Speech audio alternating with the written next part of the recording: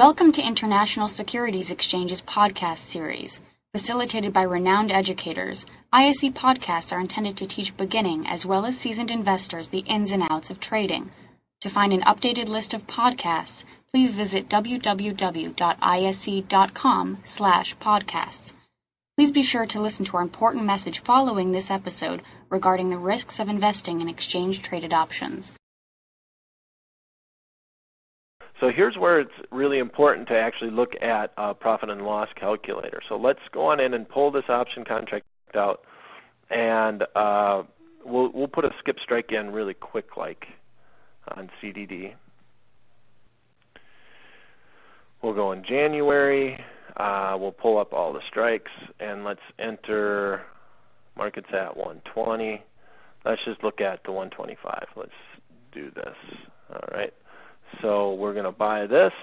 We'll go 5 points and sell that, and go 5 points to 135 and buy that. Okay, 135. Then we're going to skip that strike. Let's do it with. I guess our example was 2.5 points of risk, so I don't want to screw that up. And, okay, good. We got the 27.50. So we buy this. We're going to sell the 130s. We're going to skip the 132.50s and buy the 135. That would be fairly similar to the trade that we had. If I add that to the calculator, now we got to make that a butterfly, 1 by 2 by 1. Okay. Does that look anything like that graph that we first started out at that I was just showing you? Here's the graph. We want the market to go to 130, so let's send it to 130 right now. If it goes today to 130, we're down $247 on this trade. It's still very negative delta relative for a butterfly. It's a negative delta of 6 for each 1 by 2 by 1. So every dollar point movement up, it's losing $6, but we wanted it to go up. All right, well, it's at 130 right now. Well, let's look at it, how it changes as we go through time. 19 days to expiration. And let's move volatility down a little bit. All right, and it moves up. And I'm going to zoom in a little bit more so we can see it a little better. 5-point wide, okay. Now we got 2 days remaining to expiration. And boom, at expiration, there we have it. All right, so the profit and loss graph changes immensely. This only looks like it at expiration. So it's a very bearish trade to start with. So the credit spread is more powerful than the butterfly when you first start. But if you're interested in doing credit spreads, if you like that, this is a nice alternative in that I can do this for a net credit. I want the market to stay below this number right here, okay? But if it does start creeping up as expiration approaches, this can actually be a more profitable trade than just receiving the credit that was entered on the total trade. If you look at this, I did this for a net credit of 27 cents, where if I just did the short spread, I would have only had 50 cents. All right? Same point where my risk kicks in, 32.50 versus 35. So skip strike butterflies are a very interesting alternative to just doing credit spreads outright on the trade. All right. Well, that kind of sums it up for me today. I'm running 3 minutes late. I don't want Steve to have to miss his train out in New York. So I'll open it up and answer a few more questions, but I'm going to be around for the next 10 minutes or so, trying to answer as many questions as we have. Steve, are you still there? Hey, Brian. Yeah, thank you very much.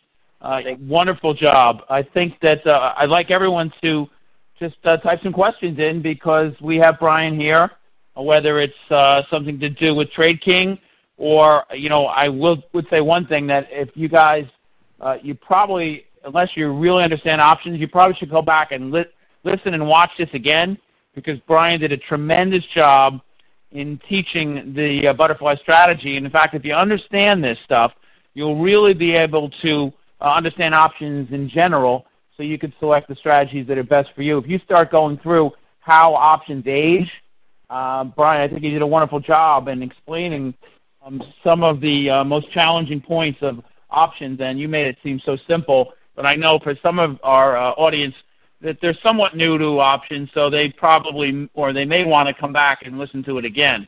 But yeah, we covered a lot in a 1 hour period. I have a tendency to, When and you've done a lot of these too, where when you don't have a crowd in front of you, you try to pack a lot in 1 hour. It's so much different talking to myself in my office staring at a white wall.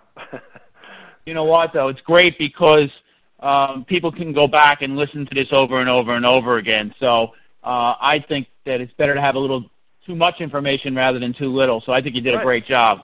Thanks a lot, Steve. I really appreciate it. And I really appreciate this opportunity. And I see that you actually tossed my email address in there. If you would like the slides, I'm happy to send them out. The options guy at TradeKing.com. Actually, that's a total separate from my main email, and that way I can actually have one of the people on the trade desk respond to you and actually give you your slides. And give me a couple of days to get them out. And if you don't receive them in a couple of days, please email me again because this isn't an automated process. All right. We got a couple questions. I guess questions, and it's really it's probably to me about volumes. Volume has increased up until about September in this product, and we were seeing some nice uplift. And then in September, well, the markets obviously we saw a bit of turmoil. But Brian, can you comment on trading butterflies, not only in FX options, but in options that aren't, let's say, Cisco or Google that are the most liquid?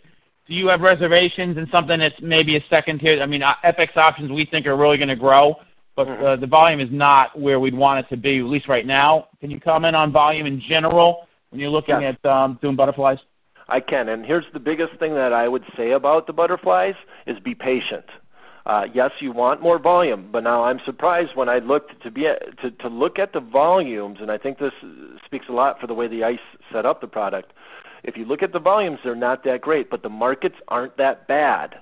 And when you're going in and doing a three-legged trade, the spreads, you can take a big chunk out of that spread if you're willing to be patient on the product that you're trading. And that since you're given, I emphasized in the presentation that we're going to look very close to the midpoint. And if you remember at the very beginning, don't look to try to do these at noon during the trade day. The fact that you want to get this trade off at noon doesn't mean a lot to the market makers, but as the market approaches the close of the day, they are much more apt to trade with that position to try to hedge their positions because a butterfly in general is a very neutral trade across the board. So yes, I do have reservations when you're trading a little bit heavy, or when you're trading option contracts that have a little less liquidity. And I worry a little bit more about it when I'm trying to get out of the trade, or I'm scared to get out of the trade. So once again, if I'm trading butterflies, I want to be very patient when I'm getting in.